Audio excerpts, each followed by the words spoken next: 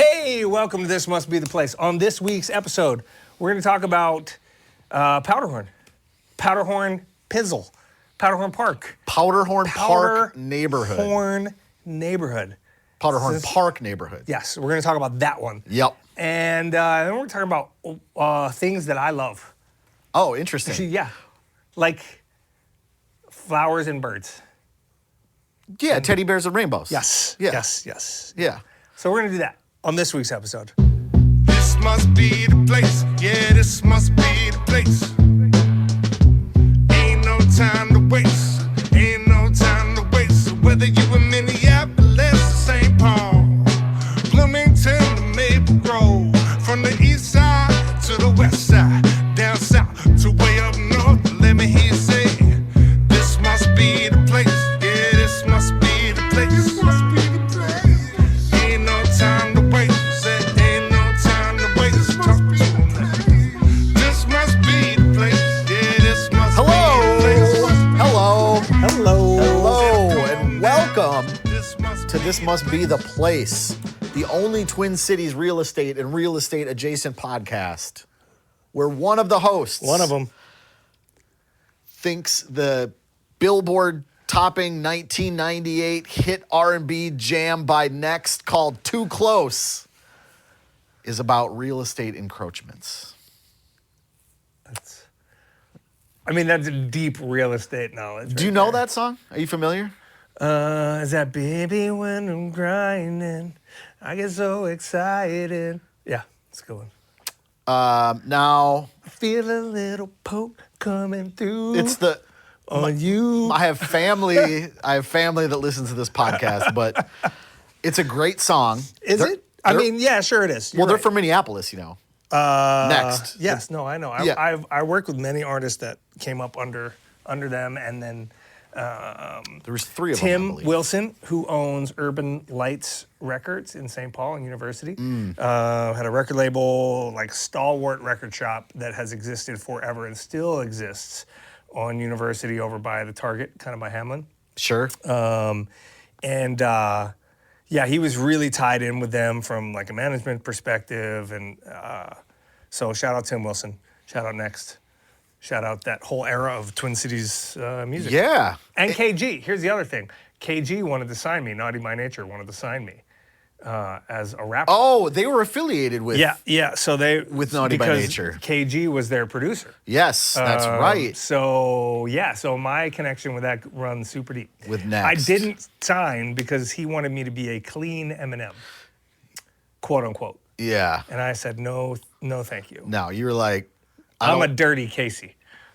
You know? therein lies the name of the episode. Yeah.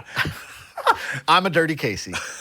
But I was going to say, because my family listens to this, maybe you can beep out a couple words here. Yeah. But I can't think of another or better song strictly about boners. Yeah, it really is about a boner.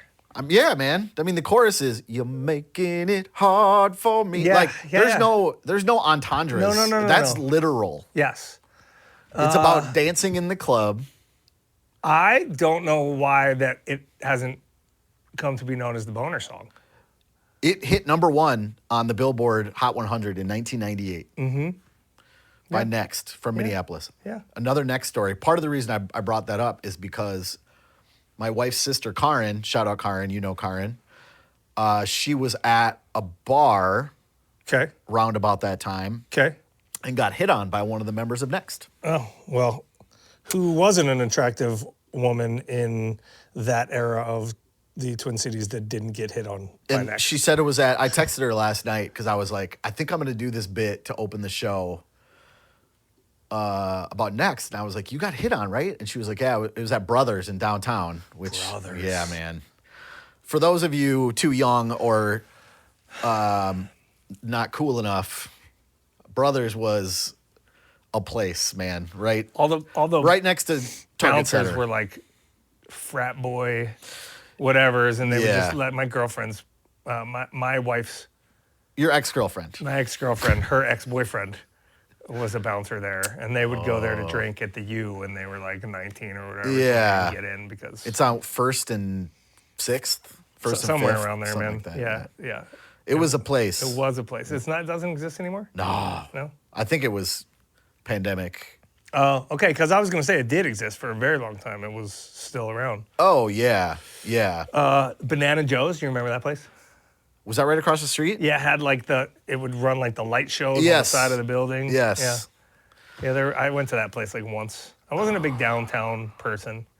You know, like McAllister College set was like a little more cerebral house party in the neighborhood, whereas like Yeah. the U of M, I think because of its proximity to downtown, was a lot more downtown. And I went to a million different colleges. I kept dropping out of colleges and re-enrolling at different colleges. Really? Yeah, man. I was just trying to find my niche, my groove. Which one did you like the best?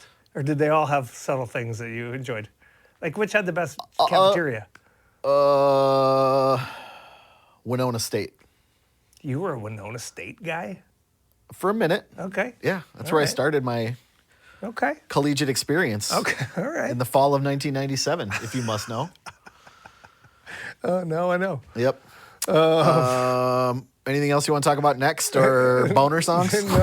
No, I'm all good on the boners and next. All right, sounds good. What do you want to talk about today? I don't know. So we got Powderhorn Yeah. as a neighborhood. Before we say that, we've got some interesting guests coming up on this podcast. Yeah, we should Potentially. we should preview. No potential. It's gonna happen. Yeah, like we've gotten commitments. Yeah. So obviously, well, maybe not obviously, but both Minneapolis and St. Paul are having their mayoral elections, among other things, In a month. In a month, and to that end, we are going to have Kaohly, who is running in St. Paul for mayor. Badass lady. You met her at a function. I met her at a function. Friday. I met her at a meet and greet, undecided, because Casey called me right afterwards, and he was like, "Oh my God, I'm in love." Not literally. but- well, yeah, with her ideas and, Yes, and her yes. her vision for the city, her ability to relate that and answer questions on the fly. Because I walked into this sort of meet and greet completely undecided about being undecided. I'll just be real with you. I was going to vote for Melvin Carter because, like, he's the mayor. He's been the mayor. You know, my political leanings are what they are, and so going red wasn't an option for me. No, right. And fine, you know, she blew me away. And after listening to her speak for 40 minutes and take questions, I am full on board for her. And immediately I thought we should get her on the pod. Immediately, actually, I thought I should tell her to go on John O'Sullivan's pod, 1 Hour Detours. And then I was like, because he just had Melvin Carter on. And then I was like, did, that's right. And then I was like, fuck that. Yeah, he's banned There's only anyway. one pod. Yeah. There's only one sanctioned pod in the Twin Cities. Yeah. And we all know what that is. And so she should come on this one. And she said she'd make it happen. And so I'm so excited to talk to her, just talk to her and get to know her as a person, but also talk to her about her vision for the city and her ideas on how to move St. Paul forward. Because as we know, like when we talked about on this a lot, like, you know, we joke about the St. Paul Minneapolis thing. Yeah. But, you know, St. Paul is been stagnant now for quite a long time. Especially downtown, right? Especially downtown. Yeah. But like in terms of the rent control idea, which she was against, which came to fruition for the reason she was against it. And it doesn't I'd have be to do interested with- to talk to her about that because it's a blind spot for me. Yeah, for the amount of vacant properties in the city and how to get businesses and like go out and solicit and ask businesses to come to St. Paul. Yeah. It's not that St. Paul doesn't present a good option for these businesses. St. Paul doesn't ask businesses. They just assume they're going elsewhere. Right. Like Detroit, isn't that like a model? Like I don't know if that's something that she wants to do, but like that's something that Detroit did to kind of revitalize their downtown. Well, I'm not sure if that's her model. Like first of all, she's a brilliant woman born in the mountains of Laos. Hmong woman who is just a state representative now. for like the McAllister, Mount Groveland area, all the way up sort of Summit. So we can talk to her about the Summit Avenue Regional Trail and get her thoughts Yes. on that. Talk about broader connection with like East Side communities in Como. And, Yep. and so I'm really excited to have her on. And so the second that we talked about that, because I think that's a huge guest, you were like, wheels started spinning in your head. Yeah. And you're going to have... And I reached out because Casey called me right after that meeting and was really impressed with her. Similarly, Minneapolis has their own mayoral election coming up, and we've got a 2-term mayor. I live in Minneapolis. Casey lives in St. Paul. As a Minneapolis resident, we have a 2-term mayor that is running again, and a lot of people aren't super thrilled with him, myself being one of them for whatever reasons. And there's many candidates that are running against him. The 3 main ones are Omar Fateh, who He got a lot of the headlines a couple months ago. Yeah, he did at the convention or whatever. But he's actually, you remember one of our first guests we had on was a buddy of yours that wrote a book, a Somali American. Abdurrahman. Abdurrahman. Warsame. Yep. We had him on, and I remember at part of our interview, I asked him about Omar Fateh when Omar Fateh was kind of kicking tires and gaining a little bit of traction. I was like, what do you think? Do you know him? Do you know him? And he was like, yeah, I know him. And he was like, I love Omar. And so Omar Fateh is one of the candidates running. Jazz Hampton is another. And Dr. DeWayne Davis is the third. And I have a DeWayne Davis sign in my yard. So I reached out to DeWayne Davis's campaign manager, and I was like, hey, we have a podcast that is hugely successful. Hugely successful. You see, we joke about this, but if you extrapolate the data from what it's supposed to be, downloads representing approximately 10% or so of total listenership in terms of streams. And this podcast over the last year has been streamed well over 100,000 times. Okay. That's a thing. Yeah, it's a thing. 98,000 of them might be my mom. Yep. Anzie and just called Debbie. Yep. But he agreed to come on. So he checked out our podcast. At least I don't know if DeWayne Davis checked out our podcast, but the campaign manager checked out our podcast. Because I hope you pointed them to a good episode. I did. I hand selected a couple of episodes to link to. And he agreed to be on. So we're gonna have DeWayne Davis on. This is gonna be soon. It's gonna have to be soon because the election's in a month. So we're gonna talk to him about his vision for Minneapolis. He's got the charisma part down pat. Sure. And he's got the verbiage down pat. His whole thing is "we deserve better." It's those 3 words everywhere. Sure. But he's also got, in my opinion, the policy ideas to back everything up. Sure. So we'll see what he has to say, and take it from there. Yeah. So I'm excited for both of those because first of all it's been a while since we've had a guest. But then to have 2 guests sort of back to back that are super timely in what they're doing and will have the capacity to have such a huge impact on, almost between St. Paul and Minneapolis, almost 1 million people's lives. That's amazing, and I hope we can help get their message out. Not because we need you guys, if you're listening, to like vote a certain way, right? But like the more you know, the more you know. Yeah. And I was never turned on to like hyper local politics, if I'm being honest with you. Sure. Like I follow national politics much more robustly than I follow like the mayoral race. Yeah. You look a little bit about who you like, but like really diving into it now and learning how things work. And how many people have to be involved and how many people have to come to the table and how bonding bills get passed and how finances have to happen and where tax money is allocated to. Like, yeah, man. It was really educational for me to allow me to do some thinking about maybe how those things can best work within our cities to make our cities a better place to live, to work, to enjoy yourselves and have great things happening from a restaurant or an entertainment perspective or a green space. Fully, dude. So super excited about that. And it's to talk to them about not only their platforms, but also to preach the importance of like what you're talking about. Like knowing who your city council person is important. Voting in your city council elections is important. Knowing who and voting for school board members, like these kind of things are important. So I'm going to put this out there too.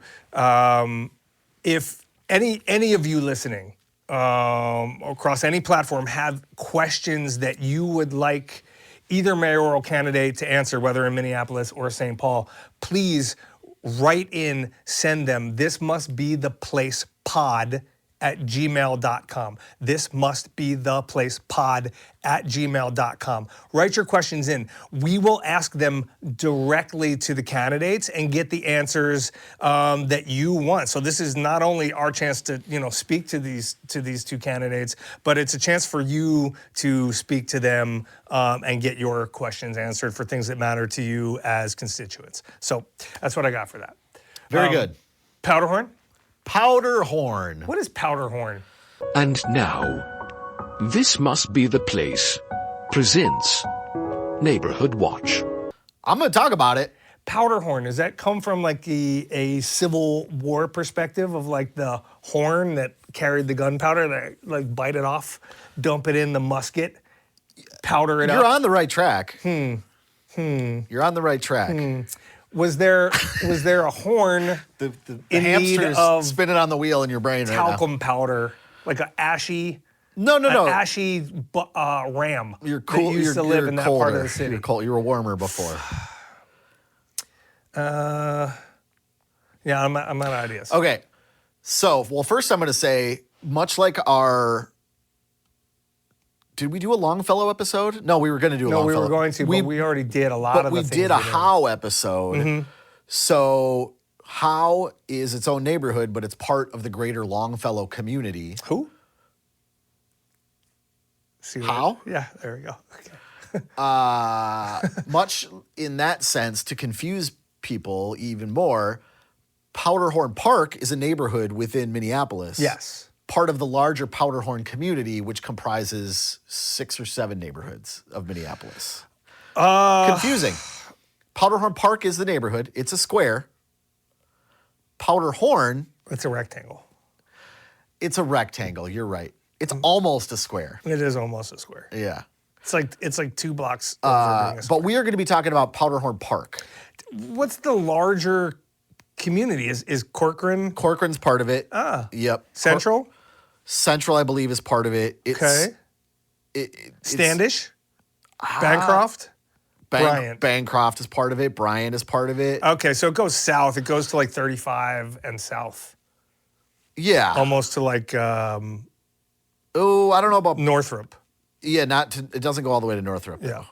Okay. Anyway, so Powderhorn Park, the name Powderhorn comes from what Casey's talking about, like an old Civil War powder horn. Like it looks like an animal's horn, but that's like they put gunpowder in it, I right? was right. But it's because Powderhorn Lake Looks like that. used to be shaped just like that And now it's a softball field. until And like, the north yeah. the north part of the lake they filled in with Yeah. water like 150 years ago. Yeah. Or whatever. But before then it was shaped just like a powder horn. Yeah. That's awesome. Yeah. So Side note, shout out Sasha. Baron Cohen. Sasha is a local artist, Southside guy who's been kind of in the community forever. Super thoughtful, sort of like just brilliant dude, well traveled all over the world. Who's shooting a documentary film about Powderhorn Park, and I'll put the link in the description. And he just released his first trailer, and his idea is like the 4 seasons of Powderhorn Park, and he talks about like the May Day parade. Hell yeah. And like, so it's gonna be a really cool. He's got some really cool footage and drone shots of the park. I didn't realize that park is massive. It's a massive city dude. park. So I'll link that again, but shout out Sasha because timely that he just sent me his first trailer last week, and he does some of the I sound can't in wait to here. watch it. Yeah. I've loved Powderhorn since I first started occasionally hanging out there and going to events there and continue to love it. And let me ask you this. What you know about Powderhorn? I don't know a ton about Powderhorn besides the May Day parade, and that like half of my favorite people in Minneapolis are like from Powderhorn. It's like when I think of what a Southsider is. Yeah, that's what you think of? I think of Powderhorn, man. That's awesome. Think of like fucking free. It feels like Portland. Feels like dude. It feels like That's so well put. Right, like. It feels like it's like Portlandia. It's it's like hippie art. I don't want to be weird, but like, and I say this tongue in cheek, but and I don't mean to be a dick about this. It's just fucking like crunchy ass white people and like woke ass black people and like a melding pot of like just art and culture and community. And politics and community and front yard memorial fires for people that have passed within the community and were like cultural sort of freedom fighters, and like it's just such a good vibe in the South Side, and so welcoming and open to people.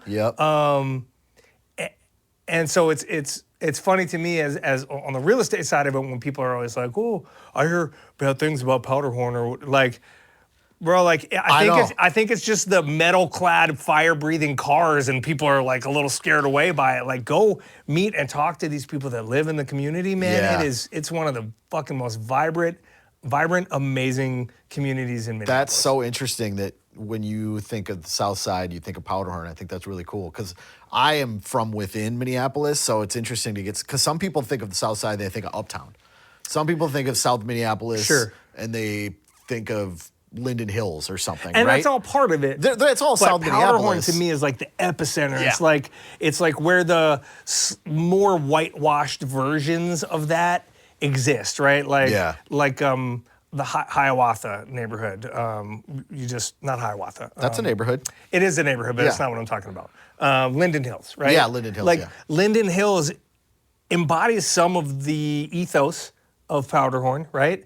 But it's like the much wealthier and more whitewashed version of it. So it's like the most raw, authentic, original version of what I think of as a South Side, as an outsider, as a South Side thing.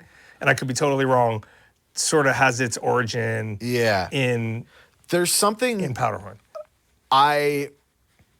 There's something about the word authentic with Powderhorn that I don't get with some other Minneapolis neighborhoods. Not to say that Linden Hills is inauthentic, but I think the core nucleus of Powderhorn is those things you were talking about: community, and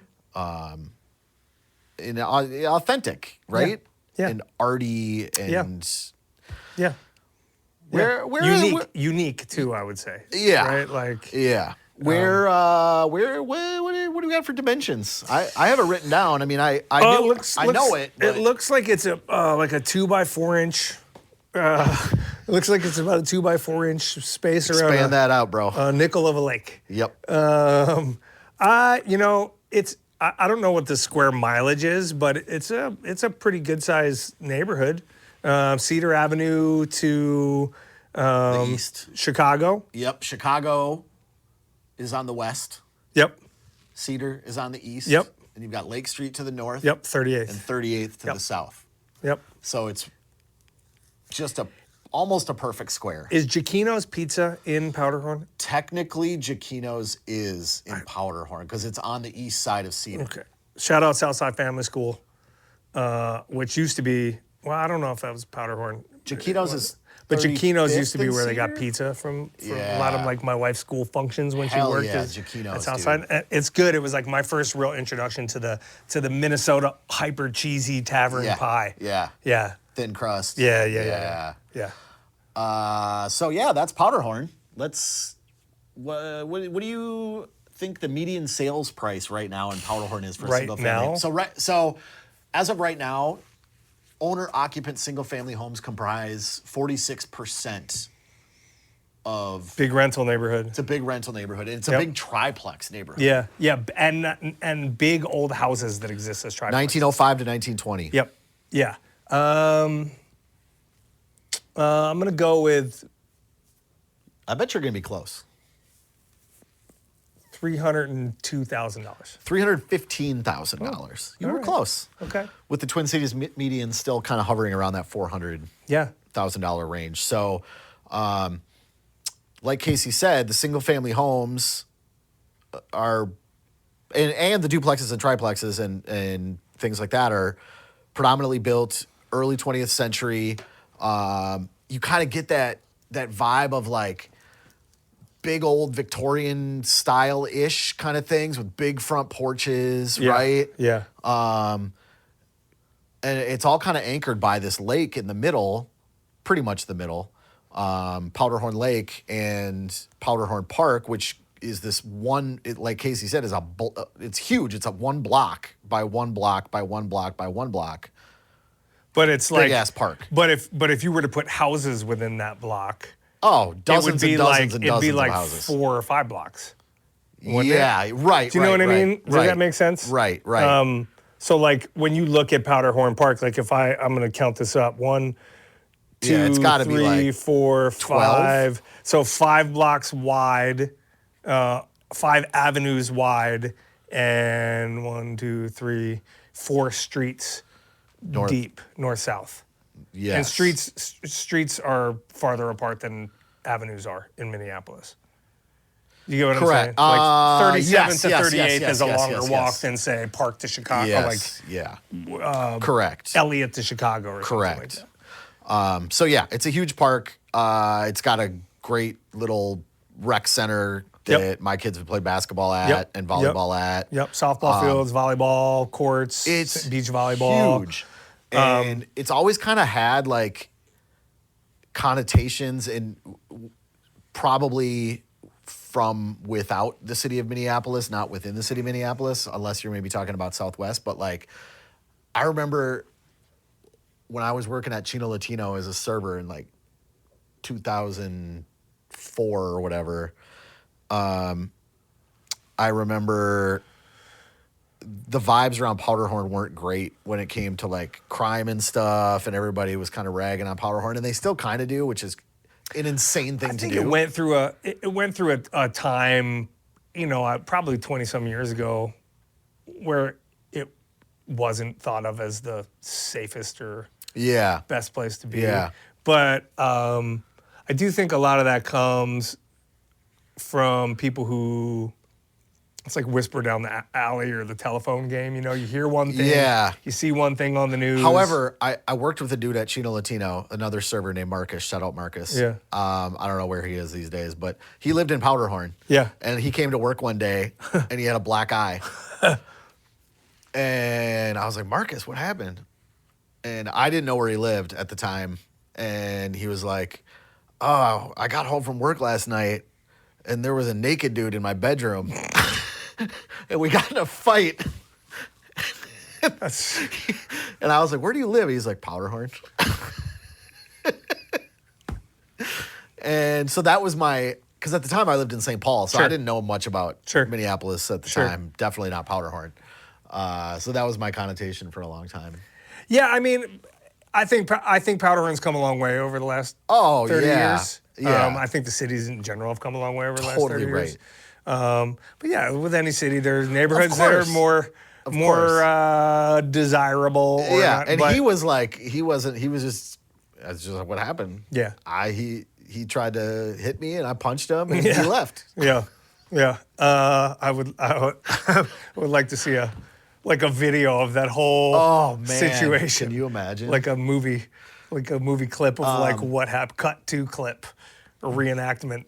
But on the real estate side of things, I kind of looked back at the last 6 months to see what properties in Powderhorn have sold, and if you can find, it's hard to find a home starting with a 4 in Powderhorn. Yeah. And if the houses that in Powderhorn that have sold for $425,000, they'd be $1 million in Linden Hills. Yeah. These are updated to the nines, beautiful, stunning. Yeah.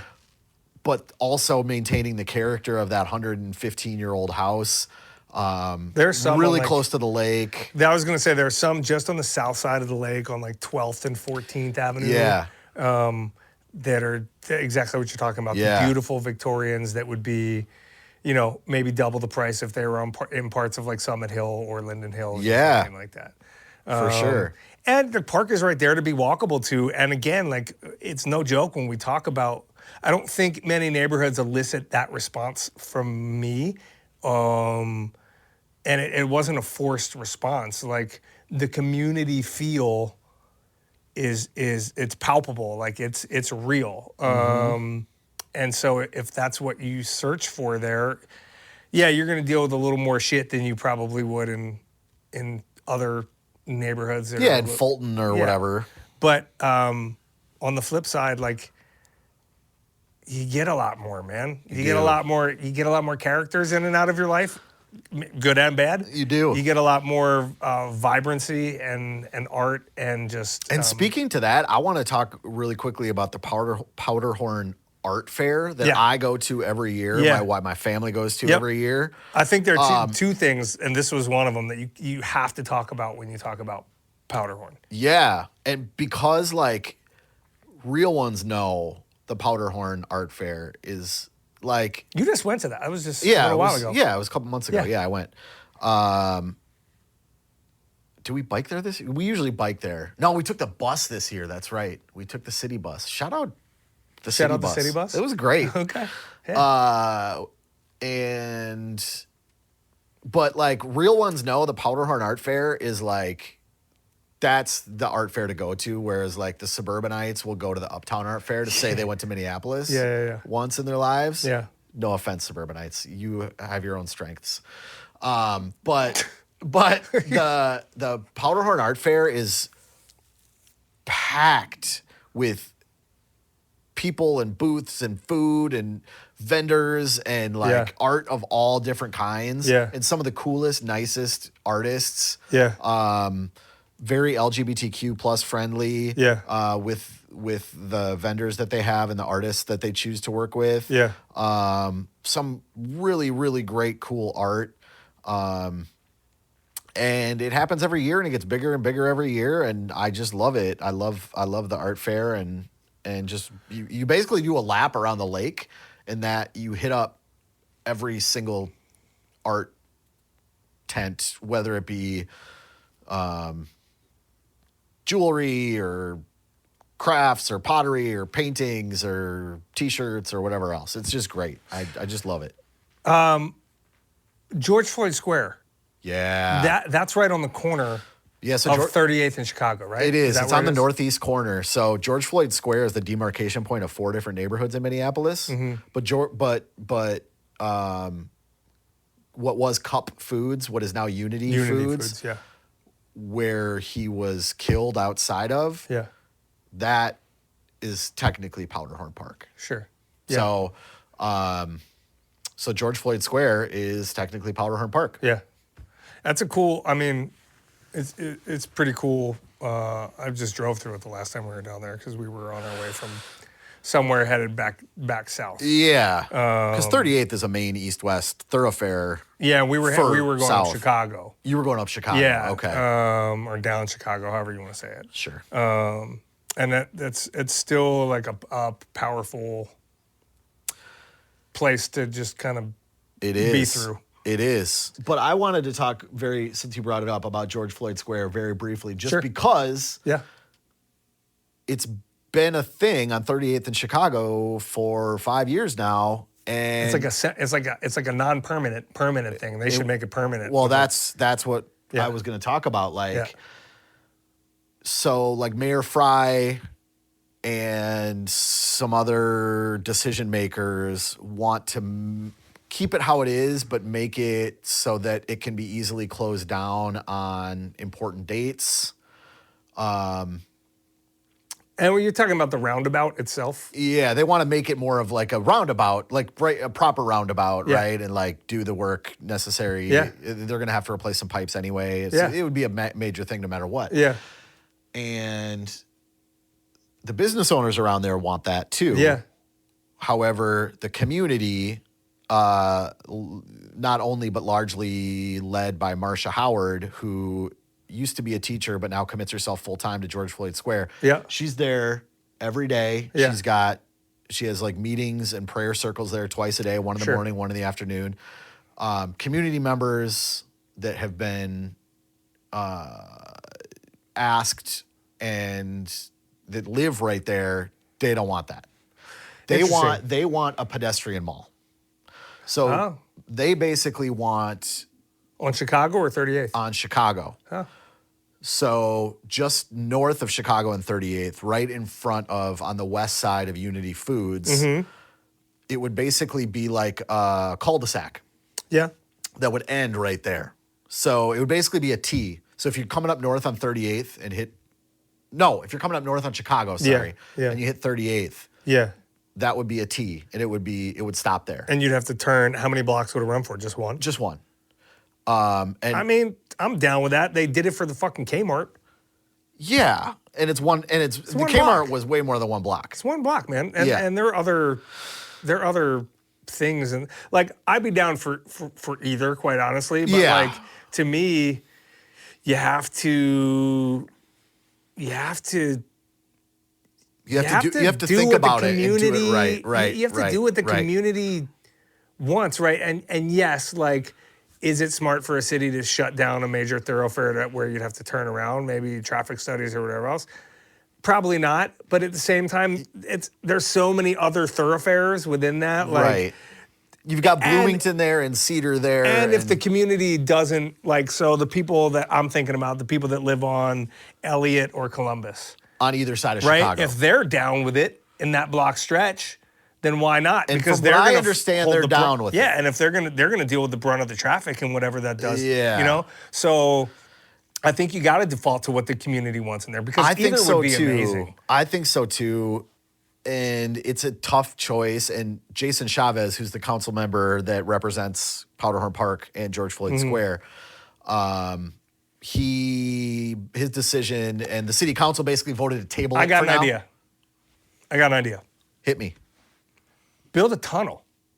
And I'm not even I'm not joking. Oh, for cars. For cars. I was thinking like you can't. No, I'm not joking. Boston built a fucking tunnel under their entire downtown.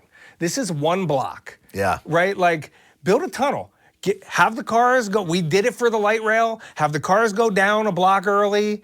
Have them come up a block later, and don't divert traffic. In fact, probably make traffic go faster because you're bypassing the 38th intersection. Yeah. And have that be a walkable area, man. Like, do it right. There You're you going to go. do it, do it right. There you go. Build a tunnel. I wanted to talk briefly about the May Day. Yeah, May Day parade, yeah. Because that's what I think of when I think of For sure. Powderhorn Park. So May Day is like, every city has its thing, right? Like Philadelphia has the Mummers Parade. The what? The Mummers Parade. Remember when Jason Kelce dressed up when they won the first Super Bowl? You probably don't. He dressed up like a mummer. It was like, it's a thing. It's a thing in Philadelphia. But every city has their own sort of thing. I think more than Holidazzle or any of that crap, like if you really know Minneapolis, to me, the May Day Parade is It's like the biggest May Day parade in the country. The whole community gets together and they do these outlandish, like, mobile car rigs that look like some cross between Mad Max and an art sculpture. Yeah. And some breathe fire. Yeah. And some have stages. Shout out, rest in peace, Ike. He my guy who I've spoken about many times. About him before, yeah. Southside bass playing, freedom fighting legend would be in the May Day parade on a tow behind trailer playing music. And the whole community gets together and builds for like months every year during the summer and the fall to get ready for the May Day parade and like showcase their like super cool monstrosities of like creation. It's so great. And people on bikes and just like the whole community comes out. It's awesome, man. And it's one of like the truly like great events that happens in Minneapolis. And speaking of your buddy who does who's gonna do the documentary like seasonally or whatever. Yeah. That's the thing in the spring. Yes. That's it. Yep. So it started in 1974. Yeah. So it's pretty long running before Yeah. I was born. Coming up on 50 years. I believe this is the 50th, the year of it. 74. This will be No, 52. We're over Next 50. year. Yeah. And it just recognizes like a lot of, it does it in a cool way that recognizes a lot of different cultures, like a lot of indigenous cultures to the area. Yeah. Like some Norwegian, Some old, Scandinavian old European stuff. shit. Yeah. So it like does a really good job of weaving the sort of cultural makeup of Minneapolis, particularly that neighborhood, like this tapestry of cultures that create the cultural makeup of the neighborhood, and it showcases all of them really well, but in a super South Side way. Totally right. So, and it's all about, much like the Powderhorn Art Fair, and much like the Powderhorn Porchfest, it's about inclusion and acceptance and having a good time. Yeah. So we didn't talk about a ton of businesses and like restaurants. No, but we will. Hold on. Powderhorn Porchfest. Yeah. It happens on 17th Avenue South between 32nd Street and 34th Street every, I want to say August, September. Yep. Anyway, they feature prominent, varying musical styles of different musicians. Yeah. Beer, food trucks. Yeah. And almost every house participates, and it's so cool. And it's what it sounds like. Yeah.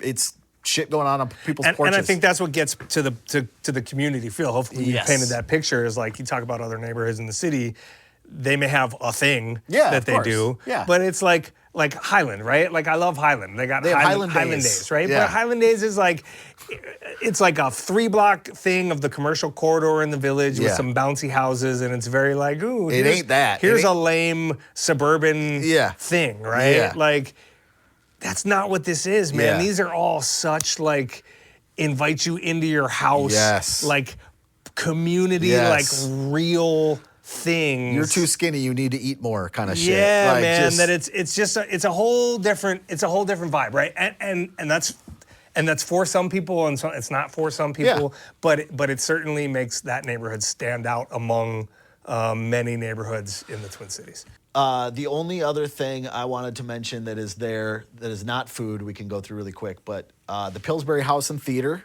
Oh, yes. You were going to talk about that? We talked about it. We did. That's right. After we just saw, my family saw a friend of ours was acting in a. It was a play, right? It was a play. I was looking for it was like a bio play, like a 3-person play. Yeah. And I've been to so many productions at the Pillsbury House over the years, and it's a phenomenal community theater. It's right there. It's an incredible asset to the community, to the Twin Cities theater culture, and if you don't know about it, now you know about it. Go check out what's playing there. And it's named after wonderful. John Pillsbury, who, as we know, is one of the most amazing characters in this history of the state of Minnesota. Yeah. He was the one that preyed on the locusts swarm, and then the next day there was a freeze. Yeah.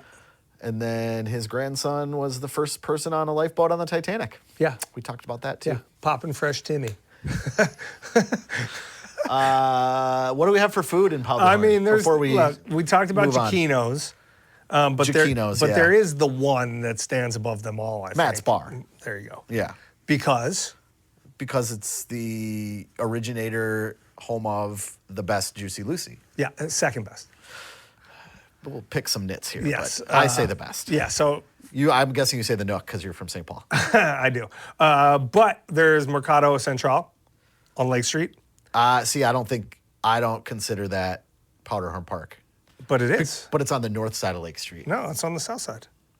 Oh, Mercado Central. You're right. I thought you were talking about, what's that joint on the north side of Lake Street by Chicago? I don't know. I'm going to have to look now. Are you talking about... I'm talking about the thing the Midtown Market. Midtown Global Market. Yes, that's what I'm thinking of. Midtown Global Market. You got Chicago Liquors. Chicago Liquors, You got Ingebrigtsen's Scandinavian, which is like, I've never been there, but I've heard the name so much. Yeah. And mainly like the restaurants are located on like the borders. I haven't been to enough of these other places. I haven't either. Like, I know Tiny Diner is right in Powderhorn, Yeah. right next to George Floyd Square. Yeah. Yep. And I've never been, but I know it because Yep. you drive by it and you see 10,000 solar panels and Yep. they grow everything on the roof. And I mean, it's amazing. It's I've been cool. to Mercado Central and Chiquinos Yeah. and Matt's Bar. yeah. Yeah. But there's a lot of stuff. There's taquerias. There's tons Coffee of stuff shop on Lake called Street. Mayday Cafe. Mayday Cafe is a big one. yeah, Lots of people. It's a worker open. co-op, worker owned. Yeah. But there's lots in Powderhorn. We don't have to go into this. No, specific stuff. Powderhorn's great. I freaking love it. Yeah. It's one of the coolest parts of the city and one of the coolest parts of the Twin Cities. And, Absolutely. that's all I have to say about that. Yeah. Wait, BooMTimeS. no, we have a What? new bit. It's a short bit. We're gonna do it every week, Okay. every episode we put out, Okay. called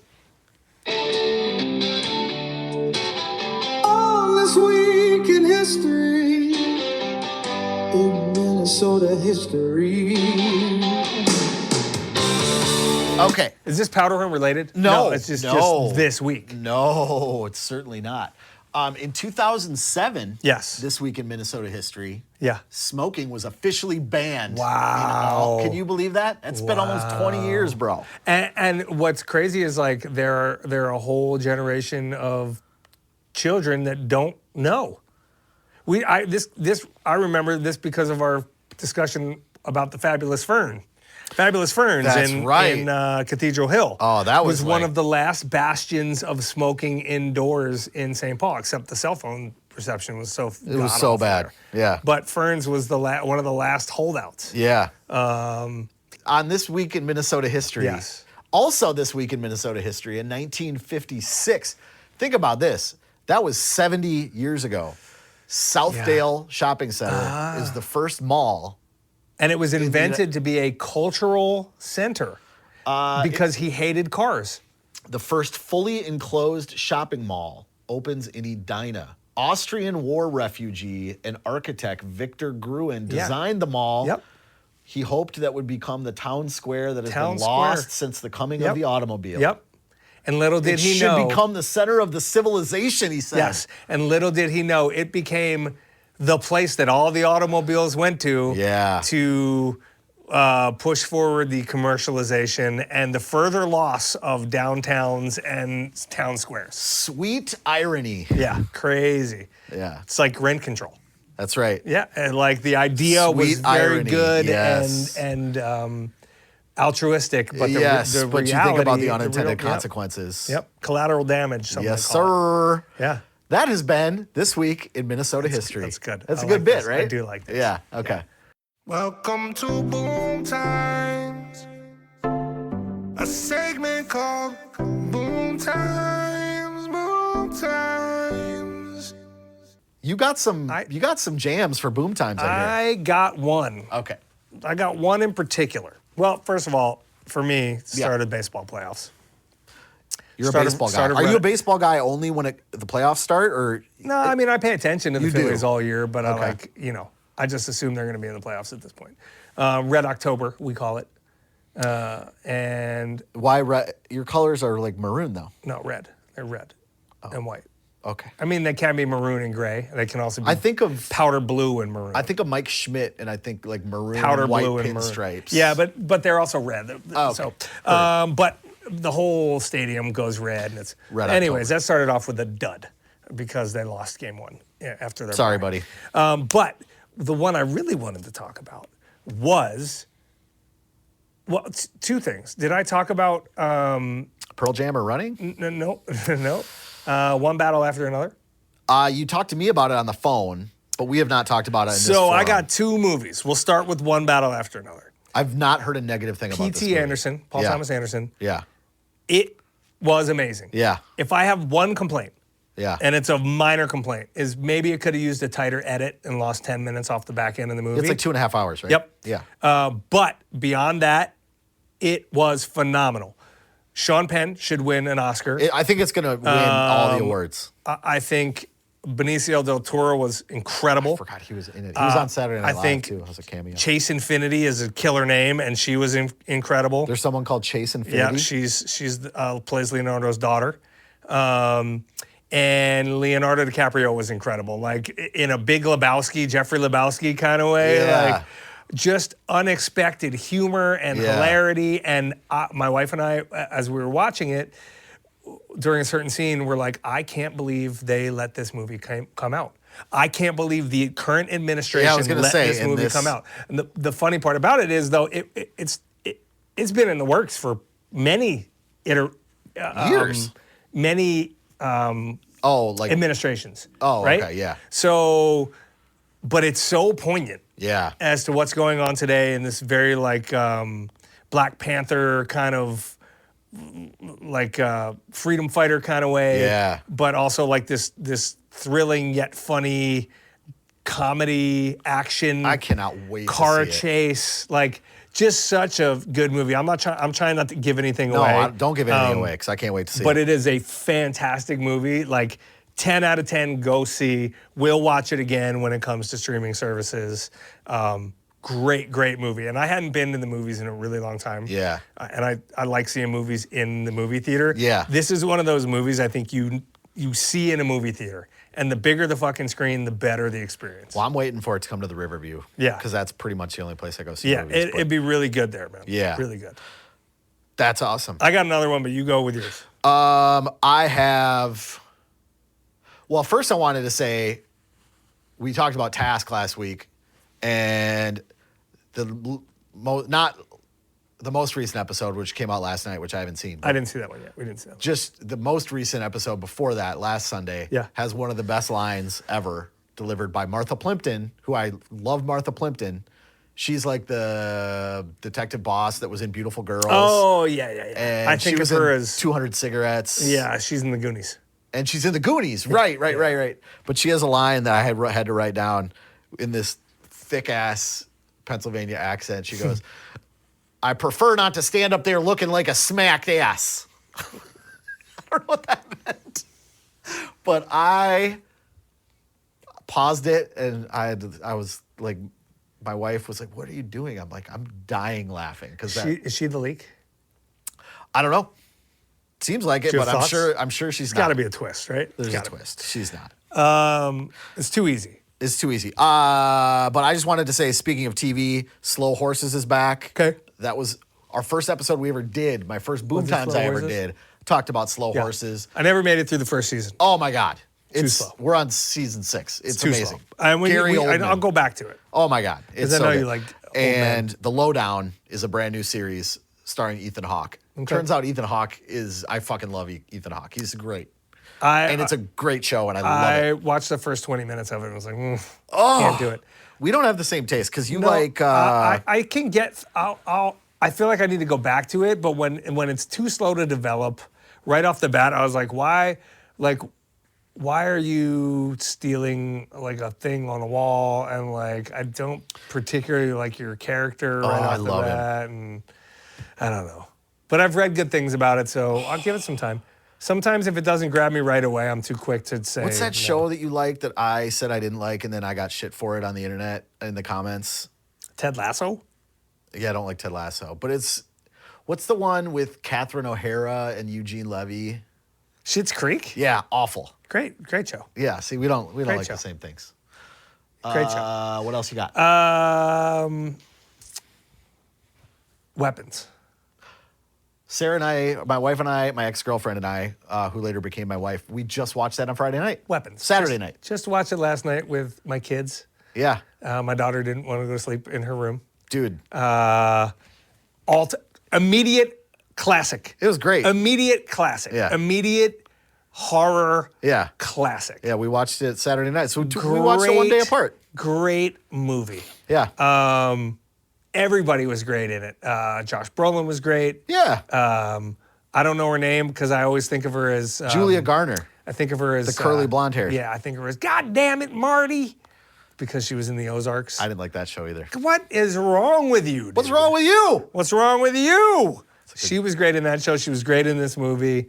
The chick from Uncle Buck, who was Aunt Oh my Carol or God. whatever. I'm glad you picked that up because I was going to say. My wife was like, that's a chick from Uncle Buck. Well, not only that, her name in Uncle Buck was Shanice Kobylowski. Whoa. How do I know that? I don't know. Because she owned Kobylowski Tires. Yes. I'll tell you what. She was also in Field of Dreams. Phenomenal movie. Loved every part of it. I loved the ending. Dude, I was just like, when the principal came running down to the gas, my God. I was like, what is happening? Yeah. Because at first I thought that was in her mind. It was unbelievable. Yeah. It was so freaky and great. Yeah. And it wasn't as scary as Bring Her Back, which I talked about last time. No. For me, it wasn't. It wasn't as scary, but like I think the overall movie was just so It was really well good. done. Yeah. I'm a fan. Yeah, so Weapons, great movie if you're into horror, if you're into suspense, if you're into like an instant classic in my mind. Yeah, it was good. Yeah. So that's what I got. We agree on that. Yeah. That's all I got. That's what we got, man. Thanks for joining us this week. Please be ready for these next episodes. Again, Yeah, if you have any Kaohly, questions. her, and DeWayne Davis. yep, St. Paul and Minneapolis mayoral candidates. This Send us must your be questions. the place pod@gmail.com. Yeah. So until next time. This must be the place. Yeah, this must be the place.